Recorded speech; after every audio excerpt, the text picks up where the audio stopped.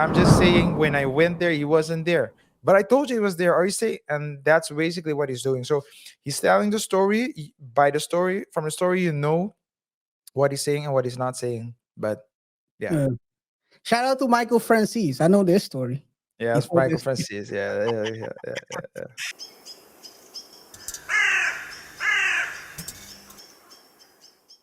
the responses and clapbacks, man. Responses were quite crazy. Let's start with. Should we start with Michael Blackson or should we start with Cube? Let's start with Cube. I like Cube's. I'll be honest. I like Cube's response to this. Very mature, very business-like. First of Yeah. all, um, it sounds like. I mean, um, Ice Cube is not.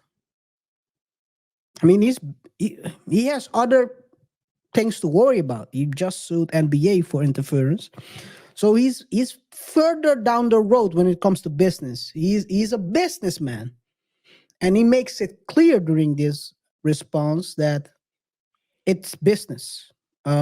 Work together with people, and very grateful for working with them. And he explains in details what really happened during that Friday recording or yeah, recording. Fair use. Let's take a look what he has to say. What's cracking? It's your homie Ice Cube. Can you hear it? Yeah. Okay, fair use. Just wanted to address a few things. Everybody been checking out the internet. My man Katt Williams. First of all, I just want to say, we shot that movie over 20 years ago. So, people have different perspectives, and it's been a long time. I also want to say, every comedian that I've worked with, every comedian that I've put in a movie, I only put them in the movie because I thought they was funny. I thought they was perfect for the part. I tried to put them in a position to win. That's what it's all about, I don't, I look at from, Chris Tucker and Bernie Mac and Mike Epps, Katt Williams, Ricky Smiley, Michael Blackson, Cedric, Kevin Hart. All these guys I know are funny as hell. I didn't discover them. They were doing their stand up or doing their thing, and I knew that they were great and that they could act, and that if I have an opportunity, I was going to give them an opportunity. To me, that's what it's all about. As far as specific things, Katt was 100 on a few things. Most of what he was saying, a couple things, I just want to clarify. When we bring in a new, comedian, we do have them try out for different roles. Of course, we need to break it up a little bit. So far, what do you think what he had to say? As you said, he's managing the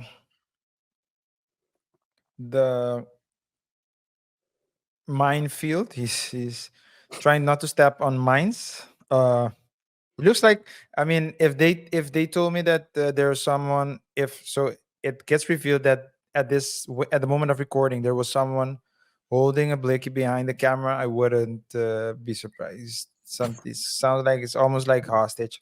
But as the savvy business person that he is, um, as you said, he knows what he has. He has things to lose. It's also a great moment for him to just start to address the issue. Good for marketing as well. So I guess that the yeah, It's a good start. he's saying it's like the mob, right? the mob is known to when they talk. Let's say you can't say to a mate man you're lying, because even if Mhm. you know that he's lying, so when he tells you, "Are you telling me I'm lying?" You have to say, "No, I'm not telling you. I'm not calling you a liar. I'm not calling you a liar. I'm just saying that I." And then you tell your story. You don't I know say, who you're referring to. I know the story. you're gonna tell your story. No, I'm not saying you're a liar. I'm just saying when I went there, he wasn't there. But I told you he was there. Are you saying? And that's basically what he's doing. So he's telling the story. By the story, from the story, you know what he's saying and what he's not saying. But yeah, Yeah. Shout out to Michael Francis. I know this story. yeah, He it's told Michael this. Francis. Yeah, yeah, yeah, yeah. Let's continue with Ice Cube, another NWA. So Ricky did give Money Mike a shot. But when we saw him and, we kind of saw how he moved and how he was, auditioning, we decided that he would be a better, you know, Santa Claus, which was to me, Christmas. Do you remember Christmas? Christmas crackhead. No, man. Do you remember Michael Jackson used to call Oh Chris Tucker yeah, yeah, Christmas? yeah. Do Oh, you have any man that call you nicknames like that? so basically, he's confirming what I think Ricky was playing with the words in a sense, because having the role and doing the audition is totally different. He did what Cube seems to explain. He doesn't say that Ricky is lying. He's only saying, from what I can hear, Ricky did audition for the role, and we didn't think it was the Right best for him. situation. It wasn't right for him. Like he said, he puts the people, he's like Belichick. He puts you in the best position possible to make the play. So what does it say? What does it say if the team doesn't win? It says that the GM was drafting trash. And we know who the Okay. GM is of Pats. It's not Bill already. People are All right. talking All right. crazy about Bill, but let's It's not. continue It's with not Ice Cube either. it's not Ice Cube. Ice Cube was drafting the 3-on-3. Yeah, the 3-on-3 leagues, right? be the let's perfect continue. casting. When we saw Mike, damn, I call him Money Mike. When we saw Katt, Even in the response, he calls him Money Mike. He doesn't even call him Cat initially. So he's already they saw that he was the guy. How the heck did Ricky thought he had the role? I know why how, but if I say it, we're gonna get sued. So I'm not gonna say anything. Thank you.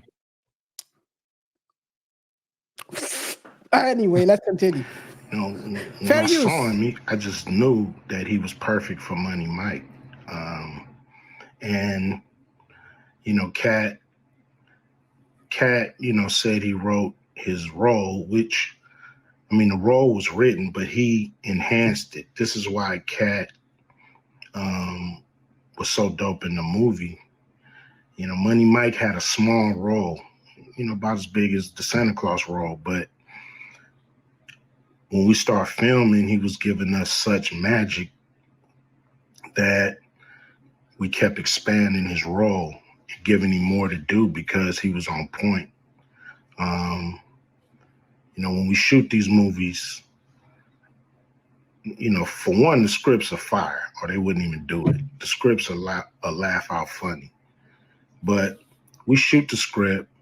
But once we get what we need from the script, we let the comedians ad lib, riff, play with the words, do their thing. We give them a take where they can, or two, three takes where they can go off and do what they feel. Sometimes it makes the movie, sometimes it don't. When somebody gives you jewels, you want to try to make sure that makes the movie. Um,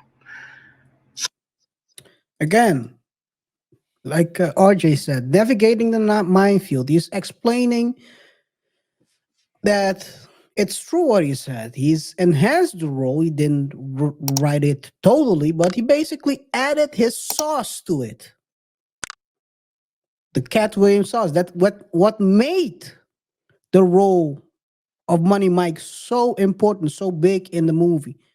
It seems like the way he's describing it, he had a smaller role in the initial script, but because such a great additional writing by Cat, his creative aspect, how we saw the role, they had to expand the role a bit more in the movie.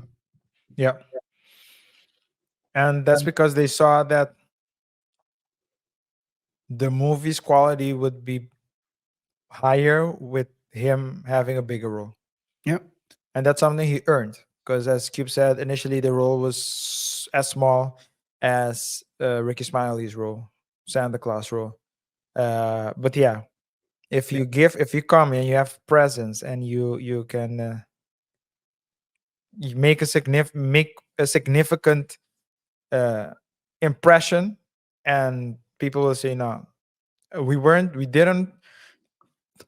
thinking of going into this direction, but we're going to now because we have the talent.